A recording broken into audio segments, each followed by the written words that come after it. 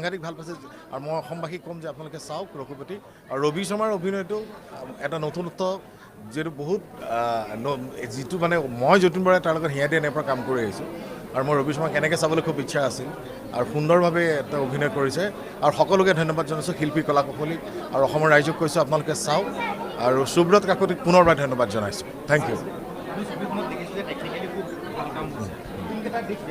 না story editing music কিন্তু কথা ক'ব প্ৰত্যেকটো ডিপাৰ্টমেণ্টৰ মানুহে সুন্দৰভাৱে কাম কৰিছে অভিনয় মইতো অৰুণ দাক এনেকুৱা এটা চৰিত্ৰত মই প্ৰথম দেখিছোঁ অৰুণ নাথক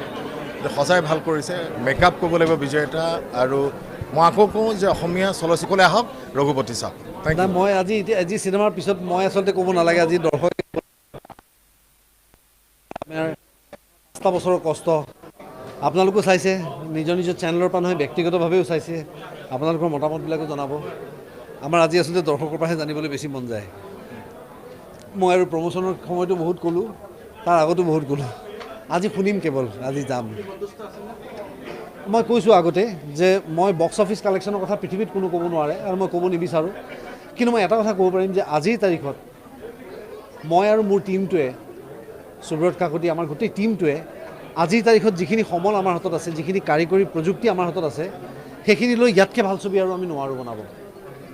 ইয়াতকৈ আৰু নোৱাৰোঁ আৰু ইয়াৰ ওপৰত আজিৰ তাৰিখত হয়তো আমি এটা বছৰ পিছত আৰু ভাল বনাব পাৰোঁ আজিৰ তাৰিখত নোৱাৰোঁ আৰু এতিয়া কেৱল দৰ্শকৰ সহায় লাগে মৰম লাগে তেওঁলোক আহক হললৈ চাওক